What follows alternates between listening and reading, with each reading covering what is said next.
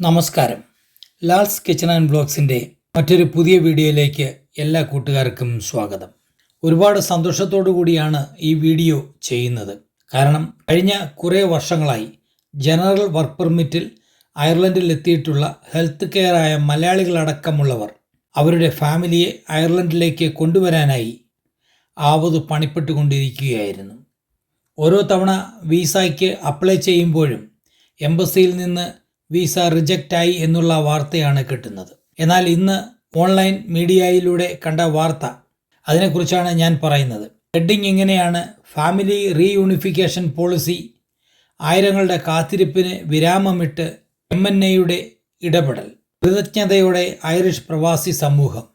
അത് ഗംഭീരമായ തലക്കെട്ടോടുകൂടിയ വാർത്തയാണ്. പലതവണ ഈ ന്യൂസ് ഞാൻ വായിച്ചു നോക്കി. കൃത്യമായിട്ട് ഒന്നും മനസ്സിലായില്ല. ഈ ന്യൂസ് കണ്ടവർ പലരും ഞങ്ങളെ കോണ്ടാക്റ്റ് ചെയ്യുകയും ഇതിൻ്റെ കൃത്യമായ വിവരങ്ങൾ ഒരു വീഡിയോ ആയി ചെയ്യണമെന്ന് പറയുകയും ചെയ്തു.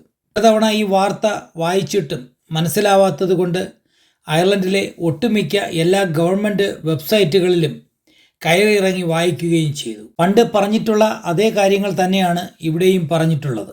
ഇതിൻ്റെ പ്രധാനപ്പെട്ട എല്ലാ വെബ്സൈറ്റുകളുടെയും ലിങ്ക് ഈ വീഡിയോയുടെ ഡിസ്ക്രിപ്ഷൻ ബോക്സിൽ ഞങ്ങൾ കൊടുത്തിട്ടുണ്ട്. നിങ്ങൾക്ക് എന്തെങ്കിലും കാര്യങ്ങൾ ഈ പറയുന്നതിൽ കൂടുതലായി അറിയണമെങ്കിൽ അതിൽ കയറി നോക്കിയാൽ നിങ്ങൾക്ക് മനസ്സിലാകും. ഒന്നാമത്, നിങ്ങൾക്ക് കുട്ടികൾ ഇല്ലാതെ സ്പൗസിനെ അല്ലെങ്കിൽ നിങ്ങളുടെ പാർട്ണറെ മാത്രം അയർലൻഡിലേക്ക് കൊണ്ടുവരണമെങ്കിൽ പെർ ഇയർ 30,000 യൂറോ എങ്കിലും സാലറി ഉണ്ടായിരിക്കണം. മാത്രമല്ല, കഴിഞ്ഞ 2 വർഷമായി അത് കിട്ടുന്നുണ്ട് എന്നുള്ള പ്രൂഫും വേണം. പ്രത്യേകം ശ്രദ്ധിക്കുക, ടാക്സ് കഴിഞ്ഞിട്ടുള്ള എമൗണ്ട് ആണ് ഈ 30,000 എന്ന് പറയുന്നത്. Department of justice immigration service ഡെലിവറിയുടെ ലേറ്റസ്റ്റ് ന്യൂസ് സ്ക്രീനിൽ കൊടുത്തിട്ടുണ്ട്. മാത്രമല്ല, അതിൻ്റെ വെബ്സൈറ്റിൻ്റെ ലിങ്ക് വീഡിയോയുടെ ഡിസ്ക്രിപ്ഷനിലും ഞങ്ങൾ കൊടുത്തിട്ടുണ്ട്, വായിച്ച് നോക്കാം. അതുപോലെ തന്നെ family reunification four non Irish and non EU citizen, അതിൻ്റെ ഡീറ്റെയിൽ വെബ്സൈറ്റും വീഡിയോയുടെ ഡിസ്ക്രിപ്ഷനിൽ ഞങ്ങൾ കൊടുത്തിട്ടുണ്ട്. നിങ്ങൾക്ക് എന്തെങ്കിലും സംശയമുണ്ടെങ്കിൽ ഇമിഗ്രേഷൻ കൗൺസിലിൽ വിളിച്ച് ചോദിക്കുവാനുള്ള നമ്പർ 0167400200. ഇത് വിളിക്കേണ്ട സമയം സ്ക്രീനിൽ കാണിച്ചിട്ടുണ്ട്. ആ സമയമനുസരിച്ച് അവരെ വിളിക്കുക. നിങ്ങളുടെ സംശയം വളരെ കൃത്യമായി ചോദിക്കുക. അതിനുള്ള ഉത്തരം അവർ നിങ്ങൾക്ക് പറഞ്ഞു തരും. അവർ പേഴ്സണലായിട്ട് ആളുകളെ അങ്ങോട്ടേക്ക് കടത്തിവിടുന്നില്ല. ഫോൺ വഴിയായി മാത്രമേ അവരെ ബന്ധപ്പെടാൻ സാധ്യമാവുകയുള്ളൂ. ഇനി നമുക്ക് എത്ര കുട്ടികളെയാണ് കൊണ്ടുവരേണ്ടത്?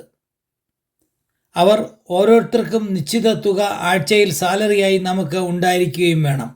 ഒരു ഉദാഹരണം, ഒരു കുട്ടിയാണെങ്കിൽ 551 യൂറോ ഉണ്ടായിരിക്കണം. 2 കുട്ടികളാണെങ്കിൽ 652 യൂറോ. അതുമാത്രമല്ല, ഇനി 3 കുട്ടികളുണ്ടെങ്കിൽ 753 യൂറോയും. അങ്ങനെ മുന്നോട്ട് നിങ്ങളുടെ സാലറി കുട്ടികളുടെ എണ്ണത്തിൻ്റെ അടിസ്ഥാനത്തിൽ കൂടിക്കൊണ്ടേയിരിക്കും.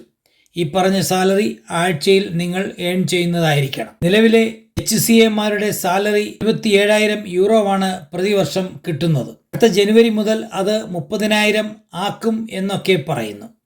അങ്ങനെ ആകട്ടെ എന്ന് ഞങ്ങളും പ്രാർത്ഥിക്കുന്നു.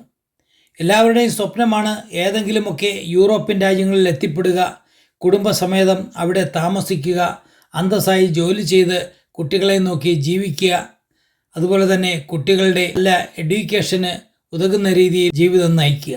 അയർലൻഡിൽ HCA എത്തിയിട്ടുള്ള എല്ലാവർക്കും അവരുടെ കുടുംബത്തെ കൂടെ കൊണ്ടുവരാനുള്ള അവസരം ഒരുങ്ങട്ടെ എന്ന് ജഗദീശ്വരനോട് ഞങ്ങളും പ്രാർത്ഥിക്കുന്നു. ഇങ്ങനെ നിങ്ങൾക്ക് 30,000 യൂറോ സാലറി അടുത്ത വർഷം മുതൽ കിട്ടുകയും അങ്ങനെ നിങ്ങൾ സ്പൗസ് വിസയ്ക്ക് വേണ്ടി അപ്ലൈ ചെയ്യുകയും ചെയ്യുമ്പോൾ അറിഞ്ഞിരിക്കേണ്ട ചില പ്രധാന കാര്യങ്ങളുണ്ട്. നിങ്ങളുടെ ബാങ്ക് സ്റ്റേറ്റ്മെൻറ്റ് കാണിക്കേണ്ട ആവശ്യം വരുമ്പോൾ അതിൽ നിങ്ങൾ യാതൊരു തരത്തിലുള്ള ക്രമക്കേടുകളും കാണിക്കരുത്. അതായത്, പൈസ കൂടുതൽ കാണിക്കാനായി ആരുടെയെങ്കിലും കയ്യിൽ നിന്ന് കടം വാങ്ങി പൈസ അതിൽ ഡിപ്പോസിറ്റ് ചെയ്യരുത്. അങ്ങനെ വന്നാൽ തന്നെ വിസ അവർ റിജക്റ്റ് ചെയ്യുന്നതായിരിക്കും. ഇത് പറയാൻ കാരണം, നമുക്കറിയാം, ക്രിട്ടിക്കൽ സ്കില്ലിൽ വർക്ക് ചെയ്യുന്ന ഒരാൾക്ക് സ്പൗസിനെ കൊണ്ടുവരാൻ അവർ എലിജിബിൾ ആണ്. എന്നാൽ എനിക്കറിയാവുന്ന ഒരാൾ ബാങ്ക് സ്റ്റേറ്റ്മെൻറ്റ് കൊടുത്ത സമയത്ത് ആരുടെ കയ്യിൽ നിന്നും വാങ്ങി ഒരു 3000 യൂറോ എക്സ്ട്രാ ആ ബാങ്കിൽ ഇട്ടിരുന്നു. അത് അവർക്ക് പണിയായി. അവർ ആദ്യം അപ്ലൈ ചെയ്ത വിസ റിജക്റ്റ് ചെയ്തു. അതിനുശേഷം ഇതിൻ്റെ എല്ലാ കാര്യങ്ങളും വെച്ച് ഈ പൈസ എങ്ങനെ വന്നു എന്ന് തെളിയിക്കുന്നതിനുള്ള എക്സ്പ്ലനേഷനും മറ്റും കൊടുക്കുകയും പിന്നെ രണ്ടാമത് അപ്ലൈ ചെയ്തപ്പോഴാണ് അവർക്ക് വിസ കിട്ടുകയും ചെയ്തത്. അതുകൊണ്ട് ഇക്കാര്യം ഓർമ്മ വച്ചേക്കുക. വിസ അപ്ലൈ ചെയ്യുന്നതിനെക്കുറിച്ച് എന്തൊക്കെ ഡോക്യുമെൻറ്റുകൾ അയർലൻഡിലുള്ള ആരാണോ നാട്ടിൽ നിന്നും അയർലൻഡിലേക്ക് ഫാമിലിയെ കൊണ്ടുവരുന്നത് അവർ ഇവിടെ നിന്ന് നാട്ടിലേക്ക് അയച്ചു കൊടുക്കേണ്ടുന്ന ഡോക്യുമെൻറ്റുകൾ എന്തൊക്കെയാണ് എന്നും അതുപോലെ തന്നെ നാട്ടിൽ നിന്നും ഡിപ്പെൻഡൻ്റായി അയർലൻഡിലേക്ക് വരേണ്ടവർ അവർ അവിടെ നിന്നും കളക്ട് ചെയ്യേണ്ടുന്ന ഡോക്യുമെൻറ്റുകൾ, അതായത് ഏതൊക്കെ രാജ്യങ്ങളിൽ ജോലി ചെയ്തിട്ടുണ്ടോ ആ രാജ്യങ്ങളിൽ നിന്നൊക്കെയുള്ള PCC അടക്കം ഇങ്ങനെ നാട്ടിൽ നിന്നും കളക്ട് ചെയ്യേണ്ട എല്ലാ ഡോക്യുമെൻറ്റുകളും എല്ലാം വളരെ കൃത്യമായി ഞാൻ വീഡിയോ ചെയ്തു വച്ചിട്ടുണ്ട്. അതിൻ്റെ ലിങ്കും ഈ വീഡിയോയുടെ ഡിസ്ക്രിപ്ഷനിൽ ഞങ്ങൾ കൊടുത്തിട്ടുണ്ട്. അതൊക്കെ വെച്ച് വളരെ കൃത്യമായി ഒരു തെറ്റുമില്ലാതെ VFS സെൻറ്ററിൽ പ്രാർത്ഥിച്ചു കൊണ്ടുപോയി സബ്മിറ്റ് ചെയ്യുക. നിങ്ങളുടെ എല്ലാം ആഗ്രഹം പോലെ നിങ്ങളുടെ ഫാമിലിയെ അയർലൻഡിലേക്ക് കൊണ്ടുവരാൻ കഴിയട്ടെ. ഇതുമായി ബന്ധപ്പെട്ട പുതിയ അപ്ഡേറ്റുകൾ വന്നാൽ ഉടൻ തന്നെ ഞങ്ങൾ അറിയുന്ന കാര്യങ്ങൾ സത്യസന്ധമായി നിങ്ങളെ അറിയിക്കുന്നതായിരിക്കും. എല്ലാവർക്കും നന്മ വരട്ടെ. മറ്റൊരു വീഡിയോയുമായി വീണ്ടും കാണും വരെ നന്ദി, നമസ്കാരം.